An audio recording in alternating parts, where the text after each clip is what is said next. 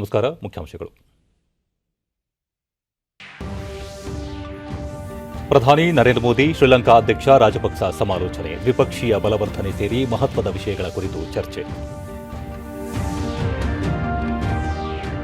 ಆಜಾದಿ ಕಾ ಅಮೃತ ಮಹೋತ್ಸವ ಸ್ವಾತಂತ್ರ್ಯ ಚಳವಳಿಯ ಇತಿಹಾಸ ಅರಿಯಲು ಸಹಕಾರಿ, ಜನಸಾಮಾನ್ಯರಿಗೆ ಹೋರಾಟದ ಮಾಹಿತಿ ಸಚಿವ ಪ್ರಕಾಶ್ ಜಾವಡೇಕರ್. ಸಂಸತ್ ಕಲಾಪ ಚರ್ಚೆಗೆ ಆಳವಾದ ಜ್ಞಾನ ಅತ್ಯಗತ್ಯ, ಟೀಕೆಗಳು ರಚನಾತ್ಮಕತೆಯಿಂದ ಕೂಡಿರಬೇಕು, ಉಪರಾಷ್ಟ್ರಪತಿ ಎಂ ವೆಂಕಯ್ಯ ನಾಯ್ಡು. 2024 ವೇಳೆಗೆ ಗ್ರಾಮೀಣ ಪ್ರದೇಶದ ಪ್ರತಿಯೋರ್ವರಿಗೂ ಶುದ್ಧ ಕುಡಿಯುವ ನೀರು, ವರ್ಷಾಂತ್ಯದ ವೇಳೆಗೆ 3 ಕೋಟಿ ಕುಟುಂಬಗಳಿಗೆ ಸಂಪರ್ಕ, ಸಚಿವ ಗಜೇಂದ್ರ ಸಿಂಗ್ ಶೇಖಾವತ್. ವಾರ್ತೆಗಳ ವಿವರ. ಪ್ರಧಾನಿ ನರೇಂದ್ರ ಮೋದಿ ಅವರಿಂದು ಶ್ರೀಲಂಕಾದ ಅಧ್ಯಕ್ಷ ಗೊತಾಬಾಯ ರಾಜಪಕ್ಸ ಅವರೊಂದಿಗೆ ದೂರವಾಣಿ ಮೂಲಕ ಸಮಾಲೋಚನೆ ನಡೆಸಿದರು. ಇಬ್ಬರು ನಾಯಕರು ಎರಡೂ ದೇಶಗಳ ನಡುವಿನ ಸಮಗ್ರ ಬೆಳವಣಿಗೆ ಹಾಗೂ ದ್ವಿಪಕ್ಷೀಯ ಮತ್ತು ಬಹುಪಕ್ಷೀಯ ಸ್ವರೂಪದ ಸಹಕಾರ ಕುರಿತಂತೆ ಚರ್ಚಿಸಿದರು.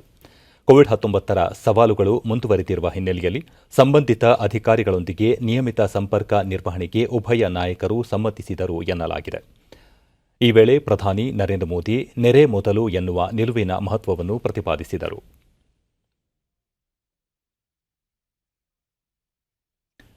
ಕೇಂದ್ರ ವಾರ್ತಾ ಮತ್ತು ಪ್ರಸಾರ ಖಾತೆ ಸಚಿವ ಪ್ರಕಾಶ್ ಜಾವಡೇಕರ್ ಅವರಿಂದು ದೆಹಲಿಯ ಮಾಧ್ಯಮ ಕೇಂದ್ರದಲ್ಲಿ ಸ್ವಾತಂತ್ರ್ಯದ 75ನೇ ವರ್ಷದ ಆಚರಣೆಯ ಛಾಯಾಚಿತ್ರ ಪ್ರದರ್ಶನವನ್ನು ಉದ್ಘಾಟಿಸಿ ವೀಕ್ಷಿಸಿದರು. प्रसारण मंत्री प्रकाश जावड़ेकर मौजूद हैं और वो आज़ादी का अमृत महोत्सव जो इस वक्त पूरा देश में मनाया जा रहा है, पश्चिम तक और उत्तर भारत से लेकर दक्षिण भारत तक इस आज़ादी के अमृत महोत्सव का पर अलग अलग क्षेत्रों में पहुंचा है और भारत को आज़ादी दिलाने में हमारे स्वतंत्र वीर नायकों का क्या कुछ योगदान रहा दिलाई, और इतने वर्षों के बाद भी जो हमने भारत ने मंथन किया, उस मंथन के बाद से जो अमृत निकला है, भारत आत्मनिर्भर भारत के निर्माण में आगे बढ़ा जाए। सुखदेव की बात हो, उधम सिंह की बात हो, लाला लाजपत राय खान ನಂತರ ಅವರು 75 ವಾರಗಳ ಮೊದಲೇ ಆರಂಭವಾಗಿರುವ ಈ ಆಜಾದಿ ಕಾ ಅಮೃತ ಮಹೋತ್ಸವ ಪರ್ವ ಸ್ವಾತಂತ್ರ್ಯ ಚಳವಳಿಯ ಇತಿಹಾಸವನ್ನು ತಿಳಿಯಲು ನೆರವಾಗಲಿದೆ. ನೇತಾಜಿ ಸುಭಾಷ್ ಚಂದ್ರ ಬೋಸ್, ಸರ್ದಾರ್ ವಲ್ಲಭಭಾಯಿ ಪಟೇಲ್, ಗೋಪಾಲಕೃಷ್ಣ ಗೋಖಲೆ ಮೊದಲಾದ ಸ್ವಾತಂತ್ರ್ಯ ಯೋಧರು ಮತ್ತು ಭಗತ್ ಸಿಂಗ್, ರಾಜಗುರುಗಳಂತಹ ಕ್ರಾಂತಿಕಾರಿಗಳ ಮಾಹಿತಿ ಛಾಯಾಚಿತ್ರ ಪ್ರದರ್ಶನದಲ್ಲಿ ಪ್ರದರ್ಶಿಸಲಾಗಿದೆ ಎಂದು ತಿಳಿಸಿದರು. ಸ್ವಾತಂತ್ರ್ಯ ಪೂರ್ವದಲ್ಲಿ ನಾವು ಹೇಗಿದ್ದೆವು, ಸ್ವಾತಂತ್ರ್ಯ ಚಳವಳಿ ಹೇಗೆ ನಡೆಯಿತು, ಈಗ ಭಾರತ ಯಾವ ಸ್ಥಿತಿಯಲ್ಲಿದೆ, ಮುಂದಿನ 25 ವರ್ಷಗಳಲ್ಲಿ ನಾವು ಯಾವ ಹಂತ ತಲುಪುತ್ತೇವೆ ಎಂಬ ಚಿತ್ರಣ ಅವಲೋಕನಕ್ಕೂ ಅವಕಾಶ ಕಲ್ಪಿಸುತ್ತದೆ ಎಂದರು. भगत सिंह और सुखदेव, राजगुरु और सभी लोगों का स्मरण इसमें है, तो इन्हीं के बदौलत हमें आजादी मिली है। यही संदेश इस प्रदर्शनी का है.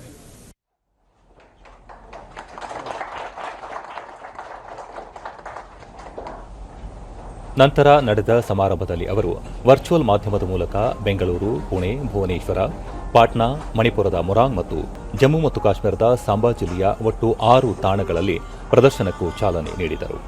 ವಿವಿಧ ತಾಣಗಳಲ್ಲಿ ಹಾಜರಿದ್ದ ಅಧಿಕಾರಿಗಳೊಂದಿಗೆ ಸಂವಾದ ನಡೆಸಿ ಪ್ರದರ್ಶನದ ಮಾಹಿತಿ ಪಡೆದು ಸಾಂಸ್ಕೃತಿಕ ಕಾರ್ಯಕ್ರಮ ವೀಕ್ಷಿಸಿದರು.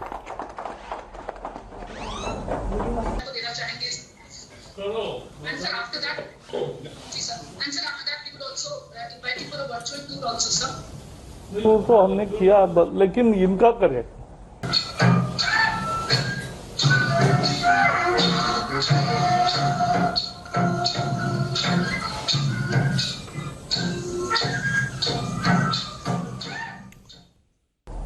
इस कड़ी में ವಾರ್ತಾ ಮತ್ತು ಪ್ರಸಾರ ಸಚಿವಾಲಯದ ಕಾರ್ಯದರ್ಶಿ ಅಮಿತ್ ಖರೆ, ಸ್ವಾತಂತ್ರ್ಯೋತ್ಸವದ 75ನೇ ವರ್ಷಕ್ಕೆ 75 ವಾರಗಳ ಮೊದಲೇ ಸಂಭ್ರಮಾಚರಣೆಯನ್ನು ಆರಂಭಿಸಲಾಗಿದ್ದು, ದೇಶದಾದ್ಯಂತ ಶ್ರೀಸಾಮಾನ್ಯರಿಗೆ ಸ್ವಾತಂತ್ರ್ಯ ಹೋರಾಟದ ಬಗ್ಗೆ ಅರಿವು ಮೂಡಿಸಲಾಗುವುದು ಎಂದರು. ಜನಸಂಪರ್ಕ ನಿರ್ದೇಶನಾಲಯದ ಪ್ರಧಾನ ಮಹಾನಿರ್ದೇಶಕ ಸತ್ಯೇಂದ್ರ ಪ್ರಕಾಶ್ ಮತ್ತು ಭಾರತ ಸರ್ಕಾರದ ವಾರ್ತಾ ಶಾಖೆಯ ಪ್ರಧಾನ ಮಹಾನಿರ್ದೇಶಕ ಜಯದೀಪ್ ಭಟ್ನಾಗರ್ ಮತ್ತಿತರರು ಉಪಸ್ಥಿತರಿದ್ದರು. महानिदेशक बीओसी तैयार कर रहे हैं और अगर हम लोग कोशिश करें तो साल भर के आयोजन में इसका डिजिटल वर्जन 15 अगस्त के पूर्व हम लोग सभी विद्यालय को अगर भेज दें तो करोड़ों छात्र भी उसको देख के लाभान्वित हो सकेंगे.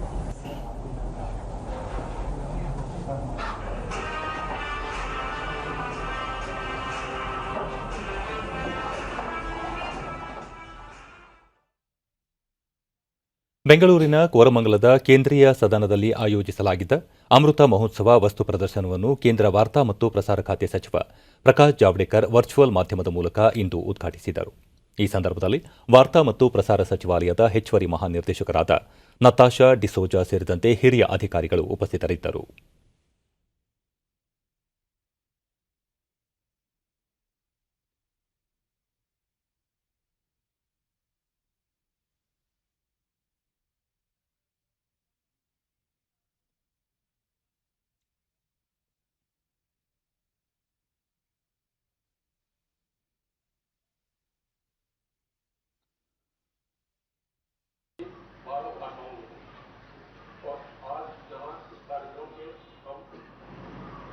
ಸ್ವಾತಂತ್ರ್ಯ ಸಂಗ್ರಾಮದಲ್ಲಿ ಆದಂತ ಪ್ರಮುಖ ಛಾಯಾಚಿತ್ರ ಪ್ರದರ್ಶನ ಕುರಿತು ಪ್ರಾದೇಶಿಕ ಜನಸಂಪರ್ಕ ಕಾರ್ಯಾಲಯದ ಕ್ಷೇತ್ರ ಪ್ರದರ್ಶನಾಧಿಕಾರಿ ಪಿಜಿ ಪಾಟೀಲ್, ಸ್ವಾತಂತ್ರ್ಯೋತ್ಸವದ ಅಮೃತ ಮಹೋತ್ಸವದ ಅಂಗವಾಗಿ ರಾಜ್ಯದ 4 ಜಿಲ್ಲೆಗಳಲ್ಲಿ ವಸ್ತು ಪ್ರದರ್ಶನ ಏರ್ಪಡಿಸಲಾಗಿದೆ.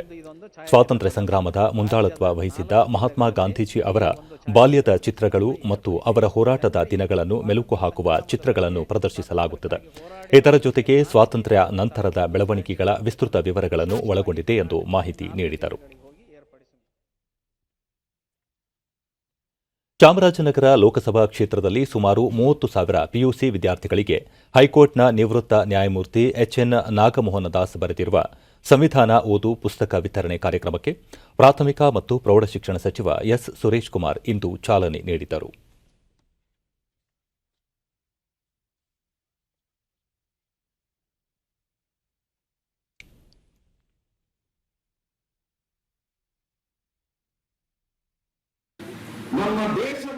ಬಳಿಕ ಸುರೇಶ್ ಕುಮಾರ್, ಸಂವಿಧಾನ ರಚನೆಯಲ್ಲಿ ಡಾ ಬಿಆರ್ ಅಂಬೇಡ್ಕರ್ ಅವರ ಪಾತ್ರ ಅಪಾರವಾಗಿದೆ. ನವೆಂಬರ್ 26 2015 ಮೊದಲು ಕಾನೂನು ದಿನ ಎಂದು ಆಚರಣೆ ಮಾಡಲಾಗುತ್ತಿತ್ತು. ಪ್ರಧಾನಿ ನರೇಂದ್ರ ಮೋದಿ ಅವರು ಅದನ್ನು ಸಂವಿಧಾನದ ದಿನ ಎಂದು ಘೋಷಣೆ ಮಾಡಿದ್ದಾರೆ. ಪ್ರತಿಯೊಬ್ಬರೂ ಸಂವಿಧಾನ ನಮ್ಮ ಜೀವನ ಶ್ರದ್ಧೆಯ ಒಂದು ಗ್ರಂಥ. ಅದನ್ನು ಅರಿತು ಅಳವಡಿಸಿಕೊಂಡರೆ ಸಹಬಾಳ್ವೆಯಿಂದ ಮುನ್ನಡೆಯಲು ಸಹಕಾರಿಯಾಗುತ್ತದೆ ಎಂದು ಹೇಳಿದರು. ಸಂವಿಧಾನ ರಚನೆಯಲ್ಲಿ ಡಾಕ್ಟರ್ ಬಾಬಾ ಸಾಹೇಬ್ ಅಂಬೇಡ್ಕರ್ ಅವರ ಪಾತ್ರ ನಾವು ಎಷ್ಟು ಓದಿದ್ರು ಕೂಡ ಅಷ್ಟು ಕಡಿಮೆ.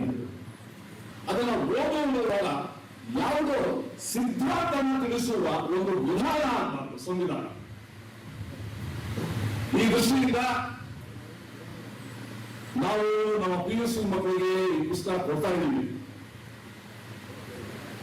ಅವರು ಕೂಡ ಚೆನ್ನಾಗಿ ತಿಳ್ಕೊಂಡಿದ್ದಾರೆ, ಪ್ರೌಢಾವಸ್ಥೆಗೆ ಬಂದಿದ್ದಾರೆ. ಆದರೆ ಈ ಭಾಗವನ್ನು ಕೂಡ ತಿಳ್ಕೊಳ್ಬೇಕು.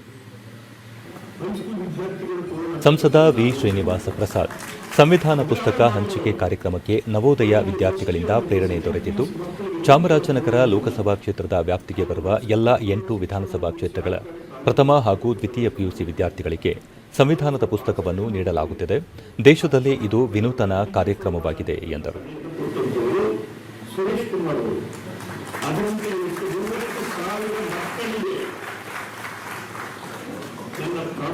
ಲೋಕಸಭಾ ಕ್ಷೇತ್ರ 8 ವಿಧಾನಸಭಾ ಕ್ಷೇತ್ರಗಳು ಸೇರಿವೆ. ಈ 8 ಕ್ಷೇತ್ರಗಳ ಡೆಪ್ಯೂಟಿ ಡಿಡಿಪಿಯು ಅವರ ಹತ್ರ ಪ್ರಸ್ತಾಪ ಮಾಡಿ ಎಷ್ಟು ವಿದ್ಯಾರ್ಥಿಗಳಿದ್ದಾರೆ, 30,000 ಮಕ್ಕಳಿದ್ದಾರೆ, 30,000 ಮಕ್ಕಳು ಪುಸ್ತಕ ಕೊಡುವಂತಕ್ಕಂಥ ತೀರ್ಮಾನವನ್ನು ಮಾಡಿದ್ದಾರೆ. ಗ್ರಾಮೀಣಾಭಿವೃದ್ಧಿ ಮತ್ತು ಪಂಚಾಯತ್ ರಾಜ್ ಸಚಿವ ಕೆಎಸ್ ಈಶ್ವರಪ್ಪ ಇಂದು ಸ್ಮಾರ್ಟ್ ಸಿಟಿ ಯೋಜನೆಯಡಿ ಶಿವಮೊಗ್ಗ ನಗರದ ಹಲವು ವಾರ್ಡ್ಗಳಲ್ಲಿ ಅನುಷ್ಠಾನಗೊಂಡಿರುವ ವಿವಿಧ ಅಭಿವೃದ್ಧಿ ಯೋಜನೆಗಳ ಪ್ರಗತಿ ಪರಿಶೀಲನೆ ನಡೆಸಿದರು. ಈ ಸಂದರ್ಭದಲ್ಲಿ ಯೋಜನೆಗೆ ಸಂಬಂಧಿಸಿದ ಇಲಾಖೆಗಳ ಹಲವು ಅಧಿಕಾರಿಗಳು ಉಪಸ್ಥಿತರಿದ್ದರು.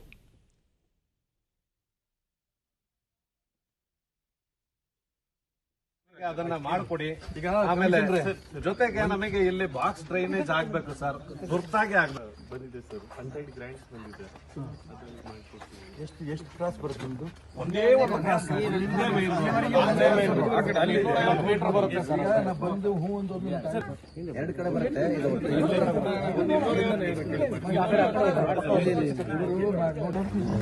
ಸರ್ ಹೇಳಿ. ಶಿವಮೊಗ್ಗ ಮಹಾನಗರ ಪಾಲಿಕೆ ನಂತರ ಅವರು ರಸ್ತೆ, ಬೀದಿ ದೀಪ ಅಳವಡಿಕೆ ಸೇರಿದಂತೆ ಹಲವು ಮೂಲಸೌಕರ್ಯಗಳನ್ನು ಅಭಿವೃದ್ಧಿಪಡಿಸಲಾಗಿದ್ದು, ಸಮಸ್ಯೆ ಇರುವ ಪ್ರದೇಶಗಳಲ್ಲಿ ಶೀಘ್ರದಲ್ಲೇ ಪರಿಹಾರ ಕಾಮಗಾರಿ ಕೈಗೊಳ್ಳಲಾಗುವುದು. ನೂತನವಾಗಿ ಆಯ್ಕೆಯಾಗಿರುವ ಮೇಯರ್ ಹಾಗೂ ಇತರ ಸ್ಥಳೀಯ ಪ್ರತಿನಿಧಿಗಳು ನಗರದ ಮೂಲಸೌಕರ್ಯಕ್ಕೆ ಹೆಚ್ಚಿನ ಆದ್ಯತೆ ನೀಡಿ ಪರಿಹಾರ ನೀಡುವ ಕೆಲಸ ನಡೆಯುತ್ತಿದೆ. ಕುಡಿಯುವ ನೀರು ಪೂರೈಸುವುದು ಸೇರಿದಂತೆ ಪ್ರತಿ ವಾರ್ಡ್ಗೆ ಒಂದು ಉದ್ಯಾನವನ ನಿರ್ಮಿಸುವ ಜನರ ಬೇಡಿಕೆಗಳನ್ನು ಪರಿಶೀಲಿಸಲಾಗುವುದು ಎಂದು ತಿಳಿಸಿದರು. ಈ ದಿಕ್ಕಿನಲ್ಲಿ ಶಿವಮೊಗ್ಗ ನಗರದ ಎಲ್ಲ ಕಾರ್ಪೊರೇಟರ್ಗಳು, ಸಂಬಂಧಪಟ್ಟ ಮೇಯರು, ಉಪಮೇಯರು, ನಮ್ಮ ಕಮಿಷನರು ಎಲ್ಲ ಪ್ರಮುಖರು ಕೂಡ ಓಡಾಟ ಮಾಡ್ತಾ ಇದ್ದೀವಿ. ಯಾವ ಭಾಗದಲ್ಲಿ ಏನು ಸಮಸ್ಯೆಗಳಿಂದ ಗಮನಿಸ್ತಾ ಇದ್ದೀವಿ. ಇಡೀ ಶಿವಮೊಗ್ಗ ನಗರದಲ್ಲಿ ಎಲ್ಲ ಭಾಗದಲ್ಲೂ ನೀರು ಬೇಕು, ರಸ್ತೆ ಬೇಕು, ಚರಂಡಿಗಳು ಕ್ಲೀನ್ ಆಗಬೇಕು, ಬೀದಿ ದೀಪ ಬೇಕು ಅನ್ನೋಂಥ ಅಂಶಗಳು ಏನು ಹೇಳ್ತಿದ್ದಾರೆ ಆ ಕಡೆ ಗಮನವನ್ನು ಕೊಡ್ತಾ ಇದ್ದೀವಿ. ಅದು ಸಾಧ್ಯವಾದಷ್ಟು ಕೆಲಸಗಳನ್ನು ಆರಂಭ ಮಾಡ್ತೀವಿ. ಈಗ ಜಾಹೀರಾತು, ನಂತರ ವಾರ್ತಾ ಪ್ರಸಾರ ಮುಂದುವರಿಯಲಿದೆ.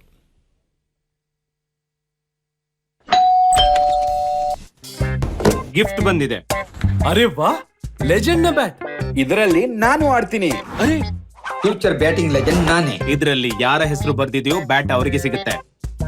ಅರೆ ರೇ, ನೋಡಿದ್ರ, ಇದರಲ್ಲಿ ನನ್ನ ಹೆಸರು ಬರೆದಿಲ್ಲದಿದ್ರೆ ಎಷ್ಟು ತೊಂದರೆ ಆಗ್ತಿತ್ತು. ಅದಕ್ಕೆ RBI ಹೇಳುತ್ತೆ, ಬ್ಯಾಂಕ್ ಅಕೌಂಟ್ ಅಥವಾ ಬ್ಯಾಂಕ್ ಲಾಕರ್ ಇರಲಿ, ಅದರಲ್ಲಿ ನಾಮಿನಿ ಹೆಸರು ಅಗತ್ಯವಾಗಿ ನಮೂದಿಸಿ. ಇದರಿಂದ ಠೇವಣಿ ಸಿಗುತ್ತೆ ನಾಮಿನಿಯ ಹೆಸರಿದ್ದವರಿಗೆ. RBI ಹೇಳುತ್ತೆ, ಜಾಣರಾಗಿರಿ, ಜಾಗರೂಕರಾಗಿರಿ.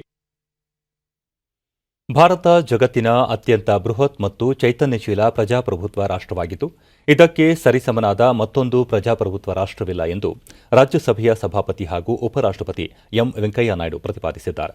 ಹೊಸದಾಗಿ ರಾಜ್ಯಸಭೆಗೆ ಆಯ್ಕೆಯಾಗಿರುವ ಸದಸ್ಯರಿಗಾಗಿ ಆಯೋಜಿಸಲಾಗಿರುವ 2 ದಿನಗಳ ಪುನರ್ಮನನ ಕಾರ್ಯಕ್ರಮ ಉದ್ಘಾಟಿಸಿದ ಅವರು, ರಾಜ್ಯಸಭೆಯಲ್ಲಿ ಚರ್ಚೆಗೆ ಕೈಗೆತ್ತಿಕೊಳ್ಳುವ ವಿಷಯಗಳ ಬಗ್ಗೆ ಆಳವಾದ ಜ್ಞಾನವನ್ನು ಅಭಿವೃದ್ಧಿಪಡಿಸಿಕೊಳ್ಳಬೇಕು ಎಂದು ಕರೆ ನೀಡಿದರು. ಪ್ರತಿಪಕ್ಷಗಳಿಗೆ ಸರ್ಕಾರವನ್ನು ಟೀಕಿಸುವ ಹಕ್ಕಿದ್ದು, ಸರ್ಕಾರದ ವಿರುದ್ಧದ ಟೀಕೆಗಳು ಮಾಹಿತಿಪೂರ್ಣವಾಗಿರಬೇಕು ಮತ್ತು ವಿಶ್ವಾಸಾರ್ಹತೆಯಿಂದ ಕೂಡಿರಬೇಕು ಎಂದು ಅವರು ತಿಳಿಸಿದರು. ನಿಯಮ 267ರ ಅಡಿಯಲ್ಲಿ ಶಾಸನಾತ್ಮಕ ಕಲಾಪಗಳನ್ನು ಮುಂದೂಡುವಂತೆ ನೋಟಿಸ್ ನೀಡುವ ಪರಿಪಾಠವನ್ನು ಸಾಧ್ಯವಾದಷ್ಟು ಕೈಬಿಡುವಂತೆ ಮತ್ತು ಅನಗತ್ಯವಾಗಿ ಕ್ರಿಯಾಲೋಪ ಎತ್ತದಂತೆ ಅವರು ಸಲಹೆ ನೀಡಿದರು. ಸಂಸದರನ್ನು ಪಕ್ಷ ಮಾತ್ರ ಆಯ್ಕೆ ಮಾಡುವುದಿಲ್ಲ, ಜನರು ಆಯ್ಕೆ ಮಾಡುತ್ತಾರೆ. ಹೀಗಾಗಿ ಜನರನ್ನು ಪ್ರತಿನಿಧಿಸಿ ಅವರ ಪರವಾಗಿ ಮಾತನಾಡುವ ಮತ್ತು ದೇಶದ ಪ್ರಗತಿಗೆ ಕೊಡುಗೆ ನೀಡುವ ಗುರುತರ ಜವಾಬ್ದಾರಿ ಜನಪ್ರತಿನಿಧಿಗಳ ಮೇಲಿರುತ್ತದೆ ಎಂದರು. 2024ರ ಹೊತ್ತಿಗೆ ದೇಶದ ಪ್ರತಿಯೊಂದು ಗ್ರಾಮೀಣ ಕುಟುಂಬಕ್ಕೂ ಗುಣಮಟ್ಟದ ಕುಡಿಯುವ ನೀರು ಪೂರೈಸಲು ಕೇಂದ್ರ ಸರ್ಕಾರ ಬದ್ಧವಾಗಿದೆ ಎಂದು ಜಲಶಕ್ತಿ ಸಚಿವ ಗಜೇಂದ್ರ ಸಿಂಗ್ ಶೇಖಾವತ್ ತಿಳಿಸಿದ್ದಾರೆ. ಜಲ ಜೀವನ ಅಭಿಯಾನ ಆರಂಭಿಸಿದ ತರುವಾಯ 3,80,00,000 ಕುಟುಂಬಗಳಿಗೆ ಕೊಳವೆಯ ಮೂಲಕ ನೀರಿನ ಸಂಪರ್ಕ ಕಲ್ಪಿಸಲಾಗಿದೆ ಎಂದು ತಿಳಿಸಿದರು. ಜಲ ಜೀವನ ಅಭಿಯಾನ ಕುರಿತಂತೆ ವಿಡಿಯೋ ಕಾನ್ಫರೆನ್ಸಿಂಗ್ ಮೂಲಕ ರಾಜ್ಯಗಳು ಮತ್ತು ಕೇಂದ್ರಾಡಳಿತ ಪ್ರದೇಶಗಳ ಸಚಿವರುಗಳ ಸಭೆಯ ಅಧ್ಯಕ್ಷತೆ ವಹಿಸಿದ್ದ ಅವರು, ಸುಮಾರು 7 ಕೋಟಿ ಗ್ರಾಮೀಣ ಕುಟುಂಬಗಳು ಗುಣಮಟ್ಟದ ನೀರನ್ನು ತಮ್ಮ ಮನೆಯಲ್ಲೇ ಪಡೆಯುತ್ತಿವೆ. ಕಳೆದ 1.5 ವರ್ಷಗಳ ಅವಧಿಯಲ್ಲಿ 17% ಈ ವ್ಯಾಪ್ತಿ ಈಗ 37% ತಲುಪಿದೆ ಎಂದರು. ಈ ವರ್ಷಾಂತದೊಳಗೆ 3 ಕೋಟಿ ನೀರಿನ ಸಂಪರ್ಕಗಳನ್ನು ಕಲ್ಪಿಸುವ ಗುರಿ ಹಾಕಿಕೊಳ್ಳಲಾಗಿದೆ ಎಂದು ತಿಳಿಸಿದ ಸಚಿವರು, ಪ್ರಧಾನಿ ನರೇಂದ್ರ ಮೋದಿಯವರ ನೇತೃತ್ವದಲ್ಲಿ ಹಲವಾರು ರಾಜ್ಯಗಳು ಮತ್ತು ಕೇಂದ್ರಾಡಳಿತ ಪ್ರದೇಶಗಳು ಗುರಿಗಳನ್ನು ಗಮನಾರ್ಹ ರೀತಿಯಲ್ಲಿ ಸಾಧಿಸಿವೆ ಎಂದು ತಿಳಿಸಿದರು. और दुनिया के किसी भी कोने में बैठा हुआ कोई भी व्यक्ति जल की गुणवत्ता की जांच और उपलब्ध जल की गुणवत्ता के बारे में एक जगह से सूचना एकत्रित कर सकेगा. ऐसे विषय सुनने को मिलते हैं. ಇದೇ ಸಂದರ್ಭದಲ್ಲಿ ಸಚಿವರು ಕುಡಿಯುವ ನೀರಿನ ಗುಣಮಟ್ಟ ಪರೀಕ್ಷೆ, ಮೇಲುಸ್ತುವಾರಿ ಮತ್ತು ನಿಗಾ ಹಾಗೂ ಜಲ ಜೀವನ ಅಭಿಯಾನದ ಗುಣಮಟ್ಟ ನಿರ್ವಹಣೆ ಮಾಹಿತಿ ವ್ಯವಸ್ಥೆಗೂ ಚಾಲನೆ ನೀಡಿದರು. तो निश्चित रूप से एक सुख जो है सुख की अनुभूति हम सबको होती है. जहां माइनस में टेम्परेचर सर्दी में 20-30 डिग्री तक पहुंच जाता है, ऐसे लेह के स्टॉक गांव में भी अगर पीने का पानी अनवरत लगातार क्वालिटी और क्वांटिटी के एश्योरेंस के साथ में घर तक पहुंचता है तो निश्चित ही प्रसन्नता का अनुभव होता है. ದೇಶಾದ್ಯಂತ 7ನೇ ಅಂತಾರಾಷ್ಟ್ರೀಯ ಯೋಗ ದಿನದ ಸಿದ್ಧತೆ ಆರಂಭಗೊಂಡಿದೆ. ಜೂನ್ 21ರಂದು ನಡೆಯುವ ಯೋಗ ದಿನಾಚರಣೆಗೆ 100 ದಿನಗಳಿರುವಾಗಲೇ ದೆಹಲಿಯ ಯೋಗ ಕೇಂದ್ರಕ್ಕೆ ಕೇಂದ್ರ ಕ್ರೀಡಾ ಸಚಿವ ಕಿರಣ್ ರಿಜಿಜು ಭೇಟಿ ನೀಡಿದರು.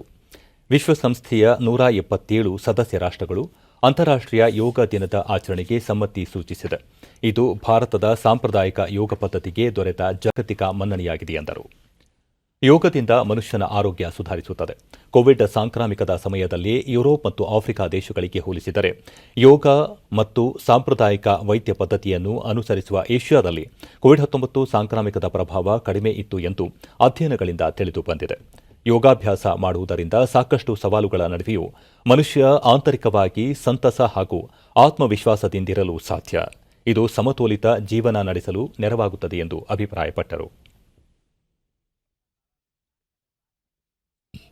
गौर करने का भी आवश्यकता है और साथ साथ कोविड हो ना हो अपने जीवन को ठीक करने के लिए मैं समझता हूं कि योगा बहुत बड़ा सबसे बड़ा दवाई है. मैंने ये भी देखा है जो लोग योगा करते हैं वो बहुत बैलेंस होते हैं और साथ साथ में वो खुशी में रहते हैं. ಬಿಜೆಪಿ ಸರ್ಕಾರ ಮಹಿಳೆಯರ ಕಲ್ಯಾಣಕ್ಕೆ ಮತ್ತು ಸಬಲೀಕರಣಕ್ಕೆ ಹಲವು ಕಾರ್ಯಕ್ರಮಗಳನ್ನು ಜಾರಿಗೆ ತಂದಿದೆ ಎಂದು ಕೇಂದ್ರ ಜವಳಿ ಖಾತೆ ಸಚಿವೆ ಸ್ಮೃತಿ ಇರಾನಿ ತಿಳಿಸಿದ್ದಾರೆ. ಅಸ್ಸಾಂನ ಜೋರ್ಹಟ್ನಲ್ಲಿ ಚುನಾವಣಾ ಪ್ರಚಾರ ಸಭೆ ಉದ್ದೇಶಿಸಿ ಅವರು ಮಹಿಳಾ ಸ್ವಸಹಾಯ ಗುಂಪುಗಳಿಗೆ ಆರ್ಥಿಕ ನೆರವು ಒದಗಿಸಲಾಗುತ್ತಿದೆ. ಚಹಾ ತೋಟಗಳಲ್ಲಿ ದುಡಿಯುವ ಹಲವರು ಆರೋಗ್ಯ ಸೇವೆ ಸಿಗದೆ ಮಾರ್ಗ ಮಧ್ಯದಲ್ಲೇ ಸಾವಿಗೀಡಾಗುತ್ತಿದ್ದರು. ಈಗ ಈ ಭಾಗದಲ್ಲಿ ಸಂಚಾರಿ ವೈದ್ಯಕೀಯ ಘಟಕಗಳು ಕಾರ್ಯನಿರ್ವಹಿಸುತ್ತಿವೆ. 80,000 ಆರೋಗ್ಯ ತಪಾಸಣಾ ಶಿಬಿರ ನಡೆಸಲಾಗಿದೆ. ಜೊತೆಗೆ ಆರೋಗ್ಯ ಸೇವೆ ಉತ್ತಮಪಡಿಸುವಲ್ಲಿ ಕೇಂದ್ರ ಸರ್ಕಾರದ ಆಯುಷ್ಮಾನ್ ಭಾರತ ಯೋಜನೆಯು ನೆರವಾಗುತ್ತಿದೆ ಎಂದರು. 27 तारीख को पोलिंग बूथ पर जाकर आप कमल का बटन दबाएं और अम्मी तंती जी को विधानसभा ले जाएं. आज ये निवेदन करने आपके बीच आई. 25,000 रुपए का विशेष आर्थिक आवंटन और सहायता महिला सेल्फ हेल्प ग्रुप को दी. ಪಶ್ಚಿಮ ಬಂಗಾಳ ವಿಧಾನಸಭೆ ಚುನಾವಣೆಯ ನಡುವೆಯೇ ಬಿಜೆಪಿಯ ಮಾಜಿ ನಾಯಕ ಮತ್ತು ಕೇಂದ್ರದ ಮಾಜಿ ಸಚಿವ ಯಶವಂತ್ ಸಿನ್ಹಾ ಕೋಲ್ಕತ್ತಾದಲ್ಲಿ ಇಂದು ತೃಣಮೂಲ ಕಾಂಗ್ರೆಸ್ ಪಕ್ಷ ಸೇರಿದ್ದಾರೆ. ಟಿಎಂಸಿ ನಾಯಕರಾದ ಡೆರಿಕ್ ಓಬ್ರೇನ್, ಸುದೀಪ್ ಬಂಡೋಪಾಧ್ಯಾಯ ಮತ್ತು ಸುಬ್ರತಾ ಮುಖರ್ಜಿ ಅವರ ಸಮ್ಮುಖದಲ್ಲಿ 83 ವರ್ಷ ವಯಸ್ಸಿನ ಯಶವಂತ ಸಿನ್ಹಾ ತೃಣಮೂಲ ಕಾಂಗ್ರೆಸ್ ಪಕ್ಷ ಸೇರಿದರು. 1960ರ ತಂಡದ ಐಎಎಸ್ ಅಧಿಕಾರಿ ಸಿನ್ಹಾ 1984ರಲ್ಲಿ ರಾಜಕೀಯಕ್ಕೆ ಪಾದಾರ್ಪಣೆ ಮಾಡಿದ್ದರು. 1990ರಲ್ಲಿ ಹಣಕಾಸು ಸಚಿವರಾಗಿದ್ದ ಅವರು ನಂತರ ವಿದೇಶಾಂಗ ಸಚಿವರಾಗಿಯೂ ಸೇವೆ ಸಲ್ಲಿಸಿದರು. 2018ರಲ್ಲಿ ಬಿಜೆಪಿ ತೊರೆದಿದ್ದರು. ಇವರ ಪುತ್ರ ಜಯಂತ್ ಸಿನ್ಹಾ ಜಾರ್ಖಂಡ್ನ ಹಜಾರಿಬಾಗ್ನಿಂದ ಬಿಜೆಪಿ ಅಭ್ಯರ್ಥಿಯಾಗಿ ಲೋಕಸಭೆಗೆ ಸ್ಪರ್ಧಿಸಿ ಆಯ್ಕೆಯಾಗಿದ್ದಾರೆ.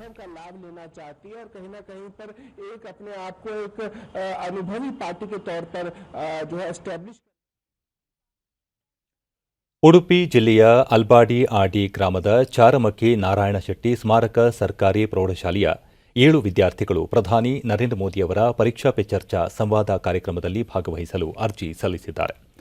ಉತ್ತಮ ಗುಣಮಟ್ಟದ ಶಿಕ್ಷಣವನ್ನು ನೀಡುತ್ತಿರುವ ಈ ಶಾಲೆ ತಮ್ಮ ವಿದ್ಯಾರ್ಥಿಗಳ ಉತ್ಸಾಹಕ್ಕೆ ಸದಾ ಪ್ರೋತ್ಸಾಹ ನೀಡುವ ಕಾಯಕವನ್ನು ಮಾಡಿಕೊಂಡು ಬಂದಿದೆ. ಈ ಮೂಲಕ ಶಾಲೆಯ ಶಿಕ್ಷಕರು ಇತರ ಶಿಕ್ಷಕರಿಗೆ ಮಾದರಿಯಾಗಿದ್ದಾರೆ. ಅಲ್ಲದೆ ಇಲ್ಲಿನ ಶಿಕ್ಷಕ ಸುರೇಶ್ ಮರಕಾಲ ಅವರು 2019ರಲ್ಲಿ ರಾಷ್ಟ್ರೀಯ ಮಟ್ಟದ ಉತ್ತಮ ಶಿಕ್ಷಕ ರಾಷ್ಟ್ರಪತಿ ಪುರಸ್ಕಾರವನ್ನು ಪಡೆದಿದ್ದಾರೆ. ತಮ್ಮ ಶಾಲೆಯ ವಿದ್ಯಾರ್ಥಿಗಳು ಪರೀಕ್ಷಾ ಪೆ ಚರ್ಚಾ ಸಂವಾದದಲ್ಲಿ ಭಾಗವಹಿಸಿ ಪ್ರಧಾನಿಯವರ ಪ್ರೋತ್ಸಾಹದಾಯಕ ಮಾತುಗಳಿಂದ ತಮ್ಮ ಓದಿನಲ್ಲಿ ಹೆಚ್ಚಿನ ಆಸಕ್ತಿ ಹಾಗೂ ಎಸ್ಎಸ್ಎಲ್ಸಿ ಪರೀಕ್ಷೆ ಬಗ್ಗೆ ಇರುವ ಭಯವನ್ನು ನಿವಾರಿಸಿಕೊಳ್ಳುವ ಮೂಲಕ ಉತ್ತಮ ಅಂಕಗಳನ್ನು ಪಡೆಯುವ ಉದ್ದೇಶ ಹೊಂದಿದ್ದಾರೆ. ಆನ್ಲೈನ್ ಮೂಲಕ ತಮ್ಮ ಹೆಸರನ್ನು ನೋಂದಾಯಿಸಿಕೊಂಡಿದ್ದ ಈ ವಿದ್ಯಾರ್ಥಿಗಳು ಪ್ರಧಾನಿಯವರ ಸ್ಫೂರ್ತಿದಾಯಕ ಮಾತುಗಳಿಗೆ ಕಾತುರರಾಗಿದ್ದಾರೆ. ಈ ಬಾರಿ ಸಂವಾದ ಕಾರ್ಯಕ್ರಮದಲ್ಲಿ ಪೋಷಕರು, ಶಿಕ್ಷಕರು ಹಾಗೂ ವಿದ್ಯಾರ್ಥಿಗಳು ಭಾಗವಹಿಸುವ ಅವಕಾಶವನ್ನು ಒದಗಿಸಲಾಗಿದೆ. ಆನ್ಲೈನ್ ಮೂಲಕ ಅರ್ಜಿ ಸಲ್ಲಿಸುವವರ ಪೈಕಿ 2,000 ಅಭ್ಯರ್ಥಿಗಳು ಪರೀಕ್ಷಾ ಪೆ ಚರ್ಚಾ ಸಂವಾದದಲ್ಲಿ ಭಾಗಿಯಾಗಲಿದ್ದಾರೆ.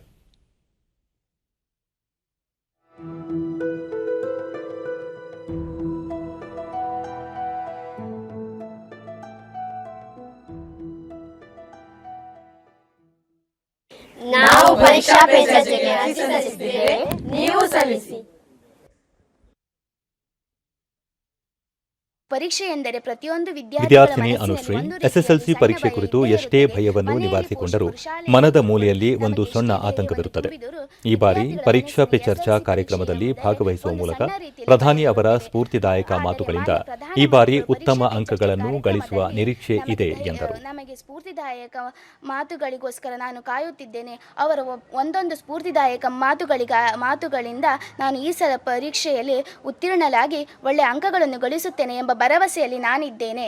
ನಮ್ಮ ತಂದೆ ತಾಯಿ ಹೆಚ್ಚು ಓದಲಿಲ್ಲ. ವಿನಯಶ್ರೀ ಪರೀಕ್ಷೆ ಬಗ್ಗೆ ಭಯ ಬೇಡ ಎಂಬ ಪ್ರಧಾನಿಯವರ ಮಾತುಗಳನ್ನು ಕೇಳುವ ನಿರೀಕ್ಷೆಯಲ್ಲಿದ್ದೇನೆ ಹಾಗೂ ಈ ಸಂವಾದದಲ್ಲಿ ಭಾಗವಹಿಸಲು ತಮಗೆ ಸಂತೋಷವಾಗಿದೆ ಎಂದು ತಿಳಿಸಿದರು. ಭಯ ಬೇಡ, ಅಂದರೆ ನೀವು ಒಳ್ಳೆ ಓದಿ ತುಂಬ ಮುಂದೆ ಸಾಧಿಸಬಹುದು ಎಂಬ ಒಂದು ನಮ್ಮಲ್ಲಿ ಧೈರ್ಯವನ್ನು ತುಂಬುವ ಒಂದು ಕಾರ್ಯಕ್ರಮವಾಗಿದೆ. ನಮಗೆ ಶಿಕ್ಷಕರು ಹಾಗೂ ಮನೆಯವರು ತುಂಬ ಸಹಾಯ ನೀಡುತ್ತಾರೆ. ಈ ಪರೀಕ್ಷೆ ನೀವು ಒಳ್ಳೆ ಪಾಸ್ ಆಗಿ ಅಂತ ತುಂಬ ಅವರು ಧೈರ್ಯ ನೀಡಿದ್ರು. ಈ ನರೇಂದ್ರ ಮೋದಿ ಅವರು ಈ ಪರೀಕ್ಷೆಯಲ್ಲಿ ನೀವು ಒಳ್ಳೆ ಮಾರ್ಕ್ ತೆಗೀನಿ ಅಂತ ಹೇಳಿ ಧೈರ್ಯ ತುಂಬ ನಮ್ಗೆ ತುಂಬಾ ಖುಷಿಯಾಗಿದೆ. ನಾನು 10ನೇ ತರಗತಿಯಲ್ಲಿ ವ್ಯಾಸಂಗ ಸಂತೋಷ ಕುಲಾಲ ಗ್ರಾಮೀಣ ಪ್ರದೇಶದ ವಿದ್ಯಾರ್ಥಿಯಾಗಿದ್ದು ತಮ್ಮ ಶಾಲೆ ವಿದ್ಯಾರ್ಥಿಗಳ ಕಲಿಕೆಗೆ ಅನುಕೂಲವಾಗುವ ಎಲ್ಲಾ ಸೌಲಭ್ಯಗಳನ್ನು ಒಳಗೊಂಡಿದೆ. ಗುರುಗಳ ಸಹಾಯದಿಂದ ಸಂವಾದದಲ್ಲಿ ಭಾಗವಹಿಸಲು ಅರ್ಜಿ ಸಲ್ಲಿಸಿದ್ದೇನೆ ಎಂದರು. ವಿದ್ಯಾರ್ಥಿಗಳಿಗೆ ಒಂದು ಸೌಲಭ್ಯವನ್ನು ಒದಗಿಸಿಕೊಟ್ಟಿದ್ದಾರೆ. ನಮ್ಮ ಪರೀಕ್ಷೆ ಎಂದ ಕೂಡಲೇ ವಿದ್ಯಾರ್ಥಿಗಳಲ್ಲಿ ಭಯವನ್ನು ಮೂಡಿಸುತ್ತದೆ. ಹಾಗೆ ನಮ್ಮ ಶಾಲೆಯಲ್ಲಿ ಪೋಷಕರು ಮತ್ತು ಶಿಕ್ಷಕರು ಎಲ್ಲ ರೀತಿಯ ಸೌಲಭ್ಯವನ್ನು ಒದಗಿಸಿಕೊಟ್ಟಿದ್ದಾರೆ. ನನ್ನ ಮನೆ 12 ಕಿಲೋಮೀಟರ್. ಶಕೀಲಾ ಪರೀಕ್ಷಾ ಪೆ ಚರ್ಚಾ ಸಂವಾದ ಕಾರ್ಯಕ್ರಮದಲ್ಲಿ ಭಾಗವಹಿಸುವುದು ಸಂತಸ ತಂದಿದೆ. ಇದು ತಮ್ಮ ಎಸ್ಎಸ್ಎಲ್ಸಿ ಪರೀಕ್ಷೆಯ ಉತ್ತಮ ಫಲಿತಾಂಶಕ್ಕೆ ಸಹಾಯವಾಗಲಿದೆ ಎಂದರು. ವಿದ್ಯಾರ್ಥಿನಿಯಾದ ನನಗೆ ಪ್ರಧಾನಮಂತ್ರಿಗಳ ಜೊತೆ ಪರೀಕ್ಷಾ ಪೇ ಚರ್ಚೆ ಬಗ್ಗೆ ಮಾತನಾಡಲು ಅವಕಾಶ ಸಿಕ್ಕಿರುವುದು ನನಗೆ ಬಹಳ ಸಂತೋಷವಾಗಿದೆ. ನಾನು ಕೂಡ ಪರೀಕ್ಷಾ ಪೇ ಚರ್ಚೆಗೆ ಅರ್ಜಿ ಸಲ್ಲಿಸಿ ಪರೀಕ್ಷಾ ಪೇ ಚರ್ಚಾ ಸಂವಾದದಲ್ಲಿ ಭಾಗವಹಿಸುವುದು ಪೋಷಕರು, ಶಿಕ್ಷಕರು ಹಾಗೂ ಸಹಪಾಠಿಗಳಿಗೆ ಸಂತಸ ತಂದಿದೆ ಎಂದು ತಿಳಿಸಿದರು. ನನ್ನ ಈ ಪರೀಕ್ಷೆಗೆ ತುಂಬಾ ಅನುಕೂಲವಾಗುತ್ತದೆ. ಇದರಿಂದಾಗಿ ನನ್ನ ಮನೆಯವರು, ನನ್ನ ಸಹಪಾಠಿಗಳು, ನನ್ನ ಶಿಕ್ಷಕರು ತುಂಬಾ ಸಂತೋಷಗೊಂಡಿದ್ದಾರೆ. ಪರೀಕ್ಷಾ ಪೇ ಚರ್ಚೆ ಶಿಕ್ಷಕ ಸುರೇಶ್ ಮರಕಾಲ ವಿದ್ಯಾರ್ಥಿಗಳು ಪರೀಕ್ಷಾ ಭಯದಿಂದ ಆತ್ಮಹತ್ಯೆಯಂತಹ ಹಾದಿ ಹಿಡಿಯುತ್ತಿದ್ದಾರೆ. ಈ ಕಾರಣದಿಂದಾಗಿ ವಿದ್ಯಾರ್ಥಿಗಳಲ್ಲಿರುವ ಪರೀಕ್ಷಾ ಭಯ ಹೋಗಲಾಡಿಸಲು ಪ್ರಧಾನಿಯವರ ಪರೀಕ್ಷಾ ಪೇ ಚರ್ಚಾ ಸಂವಾದ ಕಾರ್ಯಕ್ರಮ ಹಮ್ಮಿಕೊಂಡಿದ್ದಾರೆ. ಈ ಮೂಲಕ ದೇಶದ ವಿದ್ಯಾರ್ಥಿಗಳು, ಪೋಷಕರು ಹಾಗೂ ಶಿಕ್ಷಕರೊಂದಿಗೆ ಪ್ರಧಾನಿಯವರು ಸಂವಾದ ನಡೆಸಲಿದ್ದಾರೆ. ಎಲ್ಲರೂ ಅರ್ಜಿ ಸಲ್ಲಿಸುವ ಮೂಲಕ ಸಂವಾದದ ಸದುಪಯೋಗ ಪಡಿಸಿಕೊಳ್ಳಬೇಕು ಎಂದರು. ಮನೆಯಲ್ಲಿ ಆ ಕೆಲಸವನ್ನು ತಂದೆ ತಾಯಿಗಳು ಮಾಡ್ತಾರೆ, ಆದರೆ ದೇಶದ ಪ್ರಧಾನಮಂತ್ರಿಗಳೊಬ್ಬರು ತಾನಾಗಿಯೇ ಬಂದು ನಿಮ್ಮ ಜೊತೆಗೆ ಕುಳಿತುಕೊಂಡು ಮಾತನಾಡ್ತಾರೆ, ನಿಮಗೆ ಧೈರ್ಯವನ್ನು ತುಂಬುತ್ತಾರೆ. ಆ ಮೂಲಕ ಇಡೀ ದೇಶಕ್ಕೆ, ಹೆಚ್ಚೇಕೆ ಇಡೀ ಪ್ರಪಂಚಕ್ಕೆ ಪರೀಕ್ಷೆಯ ಭಯವನ್ನು ಬಿಡಿ ಎನ್ನುವಂತಹ ಚಂದದ ಮಾತನಾಡ್ತಾರೆ. ಈ ಅವಕಾಶವನ್ನು ನೀವು ಕಳ್ಕೊಳ್ತೀರೇನೋ? ಪರೀಕ್ಷಾ ಪೇ ಚರ್ಚಾ 2021ಕ್ಕೆ ಈಗಾಗಲೇ ಅರ್ಜಿ ಸಲ್ಲಿಸುವ ಪ್ರಕ್ರಿಯೆ ಆರಂಭವಾಗಿದೆ. ಪರೀಕ್ಷೆ ಎದುರಿಸುವ ವಿದ್ಯಾರ್ಥಿಗಳಲ್ಲಿ ಆತ್ಮಸ್ಥೈರ್ಯ ತುಂಬುವ ನಿಟ್ಟಿನಲ್ಲಿ ಪ್ರಧಾನಿ ನರೇಂದ್ರ ಮೋದಿ ಶೀಘ್ರದಲ್ಲೇ ವಿದ್ಯಾರ್ಥಿಗಳು ಹಾಗೂ ಪೋಷಕರೊಂದಿಗೆ ಪರೀಕ್ಷಾ ಪೇ ಚರ್ಚಾ ಕಾರ್ಯಕ್ರಮದಲ್ಲಿ ಸಮಾಲೋಚನೆ ನಡೆಸಲಿದ್ದಾರೆ. ಕಳೆದ ವರ್ಷ ಪರೀಕ್ಷಾ ಪೇ ಚರ್ಚಾ ಕಾರ್ಯಕ್ರಮದಲ್ಲಿ ಭಾಗಿಯಾಗಿದ್ದ ಮೈಸೂರು ಜಿಲ್ಲೆಯ ಟಿ ನರಸೀಪುರ ತಾಲೂಕಿನ ಸೋಸಲೆ ಗ್ರಾಮದ ಆದರ್ಶ ವಿಶ್ವವಿದ್ಯಾಲಯದ ವಿದ್ಯಾರ್ಥಿಗಳು ಹಾಗೂ ಶಿಕ್ಷಕರು ಡಿಡಿ ನ್ಯೂಸ್ನೊಂದಿಗೆ ತಮ್ಮ ಅಭಿಪ್ರಾಯ, ಅನಿಸಿಕೆಗಳನ್ನು ಹಂಚಿಕೊಂಡಿದ್ದಾರೆ. ವಿದ್ಯಾರ್ಥಿ ಆರ್ ಮುರಳಿ ಆತ್ಮಸ್ಥೈರ್ಯದಿಂದ ಪರೀಕ್ಷೆ ಬರೆಯಲು ಪರೀಕ್ಷಾ ಪೇ ಚರ್ಚಾ ಕಾರ್ಯಕ್ರಮ ಸಹಕಾರಿಯಾಗಿದೆ ಎಂದು ತಿಳಿಸಿದರು.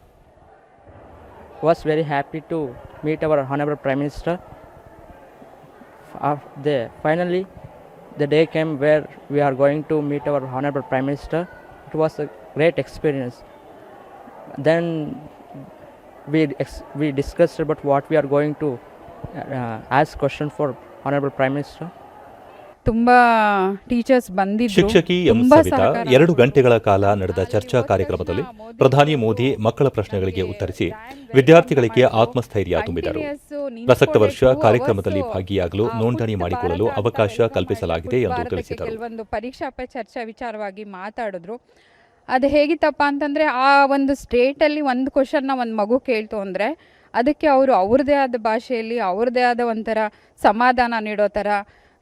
ಪರೀಕ್ಷಾ ಪೇ ಚರ್ಚೆ ಮುಖ್ಯ ಶಿಕ್ಷಕ ಚಿಕ್ಕಸಿದ್ದೇಗೌಡ ಪರೀಕ್ಷಾ ಪೇ ಚರ್ಚಾದಂತಹ ಕಾರ್ಯಕ್ರಮಗಳು ಕೇವಲ ಎಸ್ಎಸ್ಎಲ್ಸಿ, ಪಿಯುಸಿ ಪರೀಕ್ಷೆ ಬರೆಯುವ ವಿದ್ಯಾರ್ಥಿಗಳಿಗೆ ಸೀಮಿತವಾಗದೆ ಎಲ್ಲಾ ತರಗತಿಯ ವಿದ್ಯಾರ್ಥಿಗಳ ಕಲಿಕಾ ಸಾಮರ್ಥ್ಯವನ್ನು ಹೆಚ್ಚಿಸಲು ಸಹಕಾರಿಯಾಗಿದೆ ಎಂದು ಹೇಳಿದರು. ಅಂತಹ ಸ್ಥಿತಿನಲ್ಲಿ ಇಂಥ ಒಂದು ಕಾರ್ಯಕ್ರಮ ಭಾರತದಾದ್ಯಂತ ಏಕಕಾಲದಲ್ಲಿ ಆನ್ಲೈನ್ನಲ್ಲಿ ನಡೆದದ್ದು ತುಂಬ ನಮಗೆಲ್ಲ ಶ್ಲಾಘನೀಯ. ಇದೇ ರೀತಿ ಮಾನ್ಯ ಪ್ರಧಾನಮಂತ್ರಿಗಳು ಪ್ರತಿ ವರ್ಷವೂ ಇದೇ ಕಾರ್ಯಕ್ರಮವನ್ನು ಮುಂದುವರಿಸಿ ಮಕ್ಕಳಿಗೆ ಧೈರ್ಯವನ್ನು ತುಂಬುವ ಕೆಲಸವನ್ನು ಮಾಡಲಿ ಅಂತ ನಮ್ಮ ಆಶಯ.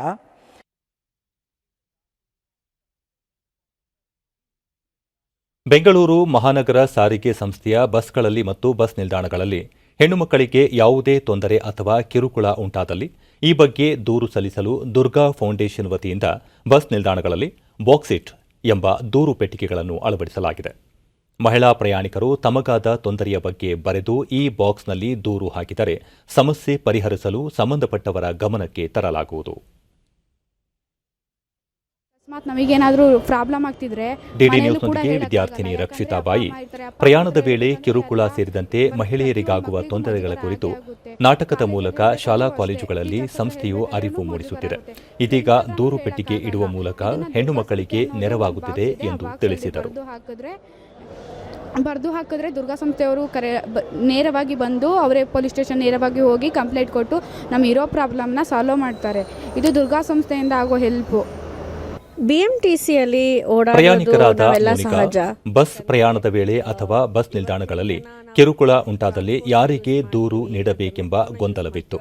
ಈಗ ಈ ಸಮಸ್ಯೆಗೆ ಪರಿಹಾರ ದೊರಕಿದೆ ಎಂದು ಸಂತಸ ವ್ಯಕ್ತಪಡಿಸಿದರು.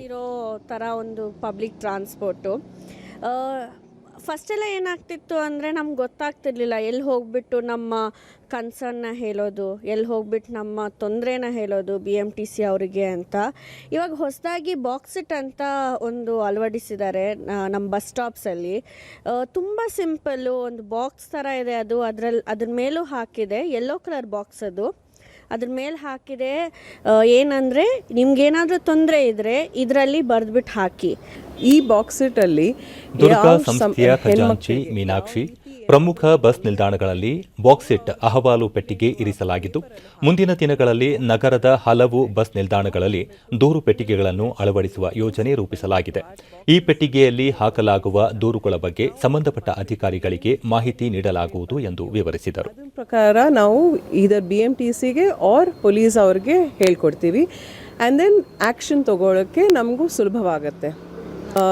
ಪ್ರಸ್ತುತ ಈ ಬಾಕ್ಸಸ್ಸು ಶಿವಾಜಿನಗರ್ ಬಸ್ ಸ್ಟಾಪಲ್ಲಿ, ಯಶವಂತಪುರ ಬಸ್ ಸ್ಟಾಪಲ್ಲಿ, ಶಾಂತಿನಗರ್ ಬಸ್ ಸ್ಟಾಪಲ್ಲಿ ಮತ್ತು ಜಯನಗರು ಬನಶಂಕರಿ ಬಸ್ ಸ್ಟಾಪ್ಸಲ್ಲಿ ಎಲ್ಲ ಹಾಕಿದ್ದಾರೆ. ಇನ್ನೂ ಹೋಗ್ತಾ 63 ಬಸ್ ಡಿಪೋಗಳಲ್ಲಿ ಹಾಕ್ತಾರೆ ಇದನ್ನು.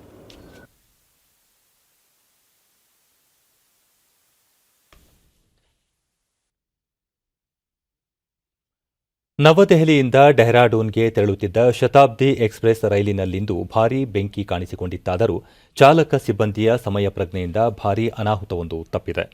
ಹರಿದ್ವಾರ ಡೆಹ್ರಾಡೂನ್ ನಡುವಿನ ಅರಣ್ಯ ಪ್ರದೇಶದಲ್ಲಿ ರೈಲು ಸಂಚರಿಸುತ್ತಿದ್ದ ವೇಳೆ ಕೋಚ್ ಒಂದರಲ್ಲಿ ಹಠಾತ್ ಬೆಂಕಿ ಕಾಣಿಸಿಕೊಂಡ ಪರಿಣಾಮ ಜ್ವಾಲೆ ವ್ಯಾಪಕವಾಗಿ ಹಬ್ಬಿತು. ರೈಲು ಚಾಲಕ ತಕ್ಷಣವೇ ತುರ್ತು ಬ್ರೇಕ್ ಹಾಕುವ ಮೂಲಕ ರೈಲನ್ನು ಅರಣ್ಯದಲ್ಲೇ ನಿಲ್ಲಿಸಿ ಪ್ರಯಾಣಿಕರನ್ನು ಕೆಳಗಿಳಿಸಿದ್ದಾರೆ. ಇದರಿಂದ ಪ್ರಾಣಹಾನಿ ತಪ್ಪಿದಂತಾಗಿದೆ. ಎಲ್ಲ ಪ್ರಯಾಣಿಕರು ಸುರಕ್ಷಿತವಾಗಿದ್ದಾರೆ ಎಂದು ರೈಲು ಇಲಾಖೆಯ ಮೂಲಗಳು ತಿಳಿಸಿವೆ. ಅಗ್ನಿ ಅನಾಹುತಕ್ಕೆ ಕಾರಣವೇನು ಎಂಬ ಬಗ್ಗೆ ತನಿಖೆ ಮುಂದುವರೆದಿದೆ. समझदारी दिखाते हुए इमरजेंसी ब्रेक लगाकर ट्रेन को जंगल में ही रोक दिया.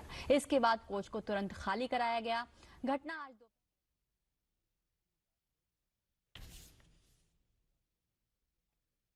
ಇನ್ನು ಹವಾವರ್ತಮಾನ. ರಾಜ್ಯದ ಎಲ್ಲೆಡೆ ಒಣಹವೆ ಮುಂದುವರೆದಿದೆ. ಕಲಬುರಗಿಯಲ್ಲಿ ಗರಿಷ್ಠ ತಾಪಮಾನ 37.7 ಡಿಗ್ರಿ ಸೆಲ್ಸಿಯಸ್, ದಾವಣಗೆರೆಯಲ್ಲಿ ಕನಿಷ್ಠ ತಾಪಮಾನ 14 ಡಿಗ್ರಿ ಸೆಲ್ಸಿಯಸ್ ದಾಖಲಾಗಿದೆ. ಮುನ್ಸೂಚನೆಯಂತೆ ಮುಂದಿನ 24 ಗಂಟೆಗಳಲ್ಲಿ ರಾಜ್ಯದಲ್ಲಿ ಒಣಹವೆ ಮುಂದುವರಿಯುವ ನಿರೀಕ್ಷೆ ಇದೆ. ಬೆಂಗಳೂರು ಸುತ್ತಮುತ್ತ ಶುಭ್ರ ಆಕಾಶ, ಗರಿಷ್ಠ ತಾಪಮಾನ 32 ಹಾಗೂ ಕನಿಷ್ಠ 18 ಡಿಗ್ರಿ ಸೆಲ್ಸಿಯಸ್ ದಾಖಲಾಗುವ ಸಂಭವ. ಕೊನೆಯಲ್ಲಿ ಮತ್ತೊಮ್ಮೆ ಮುಖ್ಯಾಂಶಗಳು. ಪ್ರಧಾನಿ ನರೇಂದ್ರ ಮೋದಿ ಶ್ರೀಲಂಕಾ ಅಧ್ಯಕ್ಷ ರಾಜಪಕ್ಷ ಸಮಾಲೋಚನೆ, ದ್ವಿಪಕ್ಷೀಯ ಬಲವರ್ಧನೆ ಸೇರಿ ಮಹತ್ವದ ವಿಷಯಗಳ ಕುರಿತು ಚರ್ಚೆ. ಆಜಾದಿ ಕಾ ಅಮೃತ ಮಹೋತ್ಸವ ಸ್ವಾತಂತ್ರ್ಯ ಚಳವಳಿಯ ಇತಿಹಾಸ ಅರಿಯಲು ಸಹಕಾರಿ, ಜನಸಾಮಾನ್ಯರಿಗೆ ಹೋರಾಟದ ಮಾಹಿತಿ ಸಚಿವ ಪ್ರಕಾಶ್ ಜಾವಡೇಕರ್. ಸಂಸತ್ ಕಲಾಪ ಚರ್ಚೆಗೆ ಆಳವಾದ ಜ್ಞಾನ ಅತ್ಯಗತ್ಯ, ಟೀಕೆಗಳು ರಚನಾತ್ಮಕತೆಯಿಂದ ಕೂಡಿರಬೇಕು, ಉಪರಾಷ್ಟ್ರಪತಿ ಎಂ ವೆಂಕಯ್ಯ ನಾಯ್ಡು. 2024ರ ವೇಳೆಗೆ ಗ್ರಾಮೀಣ ಪ್ರದೇಶದ ಪ್ರತಿಯೋರ್ವರಿಗೂ ಶುದ್ಧ ಕುಡಿಯುವ ನೀರು, ವರ್ಷಾಂತ್ಯದ ವೇಳೆಗೆ 3 ಕೋಟಿ ಕುಟುಂಬಗಳಿಗೆ ಸಂಪರ್ಕ, ಸಚಿವ ಗಜೇಂದ್ರ ಸಿಂಗ್ ಶೇಖಾವತ್. ನಮ್ಮ ವಾರ್ತಾ ಪ್ರಸಾರವನ್ನು ನೀವು ಡಿಡಿ ಚಂದನ ನ್ಯೂಸ್ ಯೂಟ್ಯೂಬ್ ಚಾನೆಲ್ನಲ್ಲೂ ವೀಕ್ಷಿಸಬಹುದು. ವೀಕ್ಷಕರೇ, ಸರಿಯಾದ ಕ್ರಮದಲ್ಲಿ ತಪ್ಪದೆ ಮಾಸ್ಕ್ ಧರಿಸಿ. ನೀವು ಸುರಕ್ಷಿತವಾಗಿರುವುದರೊಂದಿಗೆ ನಿಮ್ಮವರನ್ನು ಸುರಕ್ಷಿತವಾಗಿರಿಸಿ. ನಮ್ಮ ಮುಂದಿನ ವಾರ್ತಾ ಪ್ರಸಾರ ರಾತ್ರಿ 9 ಗಂಟೆಗೆ ಡಿಡಿ ಚಂದನದಲ್ಲಿ. ನಮಸ್ಕಾರ.